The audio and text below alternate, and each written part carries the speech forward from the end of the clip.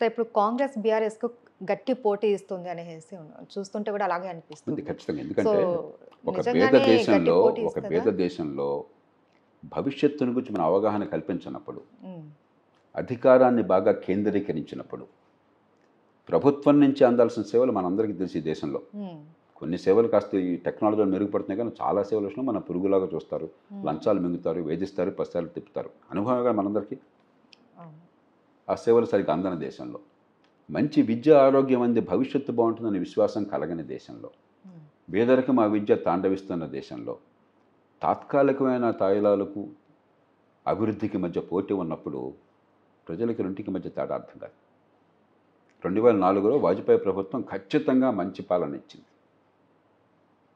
8% అభివృద్ధిని సాధించింది. కానీ ఢామని ఓడిపోయింది ఎలక్షన్‌లో. హ్మ్. ప్రపంచంలో ఎక్కడైనా సరే ప్రజాస్వామ్య దేశాల్లో కాస్త అక్కడ అవగాహన, విద్య, ఆర్థికంగా కాస్త ఆహ్, మరీ దిగువ స్థాయిలో పేదరికంలో లేరు కాబట్టి 8% అభివృద్ధి అంటే ఆ ప్రభుత్వం గ్యారంటీగా నెగ్గుతుంది. హ్మ్. మన దేశంలో ఇంకా ఆ పరిస్థితి రాలా.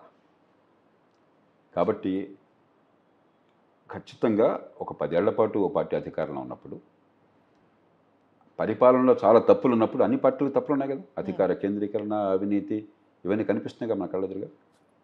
ఉన్నప్పుడు మిగతా ఇందాక చెప్పిన సమస్యలున్నప్పుడు అభివృద్ధికి, సంక్షేమానికి మధ్య పోటీ వచ్చినప్పుడు అంత తేలికైన విషయం కాదు. హ్మ్.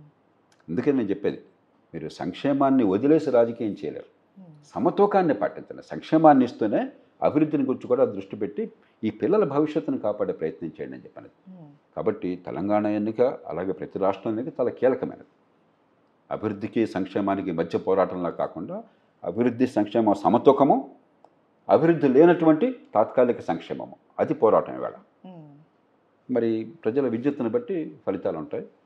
ఏ ఫలితం వచ్చినా కూడా ప్రజాస్వామ్యంలో వచ్చిన ఫలితాన్ని గౌరవించాలి. అదే సమయంలో దేశం సర్వనాశనం కాకుండా హ్మ్. దేశ భవిష్యత్తును కాపాడడం కోసం నిరంతరం గొంతు విప్పాలి. హ్మ్. దానికోసం మనంతా సిద్ధపడాలి. నేను సిద్ధపడుతున్నాను. ఓకే. ఈసారి ఎలక్షన్స్‌లో బీఆర్ఎస్ కనుక గెలుపు సా సాధించుకుంటే, ఇంకా జాతీయ పార్టీగా బీఆర్ఎస్ ఎలాంటి అడుగులు వేస్తే అది బావుంటుంది? నాకు అనవసరం. ఇప్పుడు ఏ పార్టీ ఎలా అడుగులేస్తుందో మీ ఇష్టం. నాకేం కావాలి? హ్మ్. అంటే జాతీయ పార్టీగా ఒక రాష్ట్ర పార్టీ ఎదగడము, అభివృద్ధిలో ఇప్పుడు జాతీయ పార్టీ, ప్రాంతీయ పార్టీ తేడా ఏం లేదు. హ్మ్. మన జాతీయ పార్టీలు జాతీయంగా ఆలోచించట్ల. హ్మ్. ప్రాంతీయ పార్టీలు జాతీయ భావంతో ఉన్నారు. హ్మ్. జాతీయ పార్టీలు చాలా సందర్భాల్లో చాలా సంకుచితంగా ఆలోచిస్తున్నారు. హ్మ్. కర్ణాటకలో కాంగ్రెస్ పార్టీ అధికారంలో ఉండగా బంగారపు ముఖ్యమంత్రిగా ఉండి నరసింహరావు గారు ప్రధానమంత్రిగా ఉండగా ఈ కావేరీ నదీ జలం ప్రతి సంవత్సరం ఇప్పుడు కూడా ఉంది. ప్రతి హ్మ్. సంవత్సరం ఏదో హ్మ్. గొడవ అవుతుంటుంది. అవును. తమిళుల మీద దాడులు జరిపించారు అక్కడ ప్రభుత్వం వాళ్ళే కూర్చుని. హ్మ్. జాతీయ పార్టీ అయ్యండి. వారు జాతీయ స్థాయి ప్రభుత్వంలో ఉండి. హ్మ్. మరి జాతీయ పార్టీలకు ప్రవర్తించారా? కాబట్టి జాతీయ పార్టీ అంటే జాతీయంగా ఆలోచిస్తుంది. ప్రాంతీయ పార్టీ అంటే సంకుచితంగా ఆలోచిస్తుందని నేను ఒప్పుకోను. హ్మ్. ఆధారాలు లేవు. ఎన్టీ రామారావు గారు లాంటి వాడు పూర్తిగా జాతీయ భావాలున్న ఒక ప్రాంతీయ పార్టీ నేత.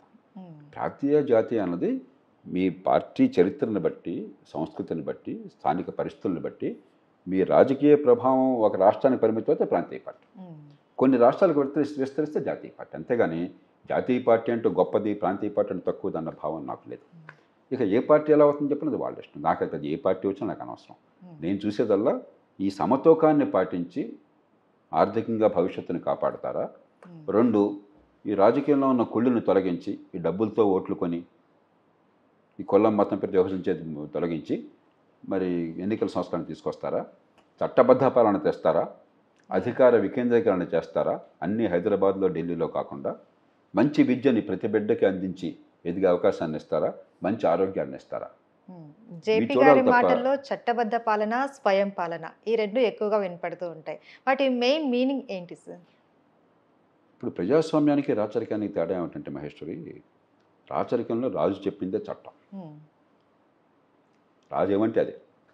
మీకు నాకు హక్కులు లేవసలు. హ్మ్. రాజుగారు మీ ఇంట్లో మీకో మంచి ఇల్లు ఉంది. ఆయన ముచ్చటపడ్డాడు. ఇక ఆ ఇల్లు మీది కాదు. హ్మ్. రాజుగారిది. హ్మ్. ఇంకా పచ్చిగా చాలా బాధతో చెప్పాలంటే రాజుగారు ఇంట్లో అమ్మాయి మీద మనసు పడ్డాడు. ఇక అమ్మాయి మీది కాదు. హ్మ్. చరిత్ర అలా నడిచింది. హ్మ్. చట్టబద్ధ పాలన అంటే ఏమిటి? ప్రతి మనిషికి హక్కులున్నాయి. ఎవడు రాజు కాడు. హ్మ్. ఎవడు కూడా మనకంటే గొప్పవాడు కాదు. చట్టం ముందు అందరూ సమానులే. రెండోది, ఎలాంటి సమాజంలోనే కూడా కొన్ని విభేదాలు ఉంటాయి. మీకు నాకు ఏదైనా విషయం విభేదం వచ్చింది, శాంతియుతంగా, వేగంగా, సమర్థంగా, నిష్పక్షపాతంగా దాన్ని పరిష్కరించి, ఇదిగో వివాదంలో మహేశ్వరి గారికి జేపీకి ఉన్న వివాదంలో ఇది వీరి నిర్ణయం చేయగలగాలి. దానికి అందరూ కట్టుబడి ఉండాలి. అది వేగంగా జరగాలి. అలాగే ఎంత గొప్ప సమాజం అయినా సరే బయట నేరాలు జరుగుతాయి. దొంగతనం జరుగుతుంది, ఒకటి కూడా చేసుకుంటాడు, అంతకంటే దారుణ నేరాలు జరుగుతాయి. వెంటనే వేగంగా, నిష్పాక్షికంగా నేరాన్ని బట్టి గట్టి శిక్ష పడుతుందన్న భయం కలగాలి. అది లేదనుకోండి, సమాజం అల్లకల్లోలం అవుతుంది. కాబట్టి చట్టబద్ధ పాలన అంటే ఒకటి, శాంతి భద్రతల్ని కాపాడాలి సమాజంలో. అది పర్లేదు, మనకి శాంతి భద్రతలు ఏమన్నది నేను ఒప్పుకోను. ఆ వరకు చేస్తున్నాను. ఎందుకంటే మనకు బలమైన చట్టాలు ఉన్నాయి, దానికి అధికార యంత్రాంగం ఆ మేరకు కొంత ప్రయత్నం చేస్తుంది ప్రస్తుతానికి. కానీ న్యాయం అందట్లేదు. చట్టం ముందు అందరూ సమానం కాదు. బడితో ఉన్నవాడిదే బర్రె. రాజకీయం ప్రతి క్షణం, అనుక్షణం నేర పరిశోధనలో జోక్యం చేసుకుంటుంది, ప్రాసిక్యూషన్లో జోక్యం చేసుకుంటుంది. ఏ ఒక్క రోజన్నా సరే పోలీస్ స్టేషన్కి ఫోన్ చేయకుండా ఎమ్మెల్యే గారు నడపగలరా రాజకీయాన్ని? లేదు. పోలీసులు ఎప్పుడన్నా కూడా సొంతంగా చట్టం ప్రకారం అందరినీ సమానంగా చూసి ఎమ్మెల్యే గారు చెప్పిన దాంతో నిమిత్తం లేకుండా, ప్రభుత్వాజ్ఞలకు లొంగకుండా న్యాయం చేయగలరా ఈ దేశంలో? చేస్తే ఒక్క నిమిషం ఆ పదవులు ఉండగలరా? ఇంకా చట్టబద్ధ పాలన ఎట్లవుతుంది? బడితో ఉన్నవాడిదే బర్రె. కాబట్టి దాన్ని సమూలంగా మార్చాలి. ఇతర దేశాల్లో, ఉదాహరణకి బ్రిటన్లో టోనీ బ్లేర్ ప్రధానమంత్రిగా ఉండగా ఆయన కొడుకు తప్పతాగా ఉన్నాడు. ఇప్పుడు కుర్ర వయసులో 17-18 ఏళ్ల వయసులో ఆయన ప్రపంచంతో జరుగుతుంది. ఆకతాయితనం కొంత ఉంటుంది, తప్పదు.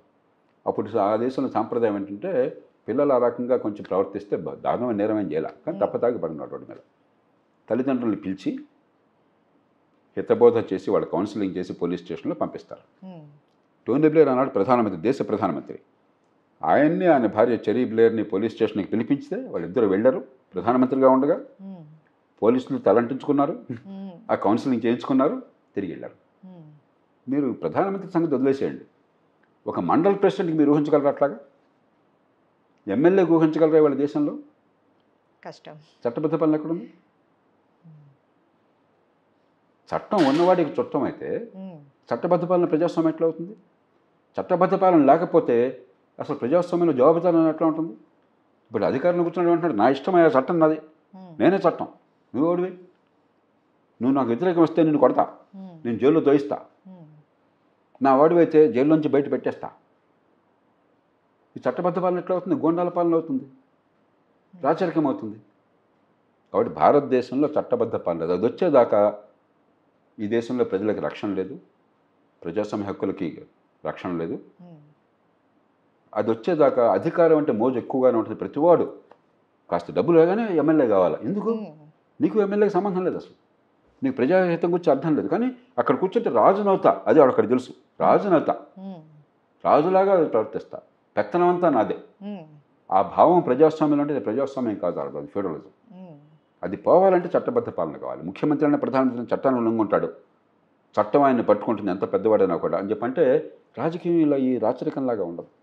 కాబట్టి చట్టబద్ధ పాలన లేకుండా ప్రజాస్వామ్యం సరైనది కాదు. మన ప్రజాస్వామ్యం ఓటుకి, రోడ్ల మీద అరుపుకి పరిమితమైంది. Vote and shout. ఎలక్షన్లో మనంత హడావుడి ప్రపంచంలో ఎవరు చేయరు. అలాగే ఎలక్షన్ అయిన తర్వాత ఇస్తీఫా ఇవ్వమని చెప్పని మనంత గొడవ ఇంకెవరు ప్రపంచంలో చేయరు. ఇది ప్రజాస్వామ్యం కాదు. ఏదో కొద్దిపాటి ప్రజాస్వామ్యం అంటూ ఉంది, అసలు లేదంటలా. నిజమైన ప్రజాస్వామ్యం నామమాత్ర ప్రజాస్వామ్యం.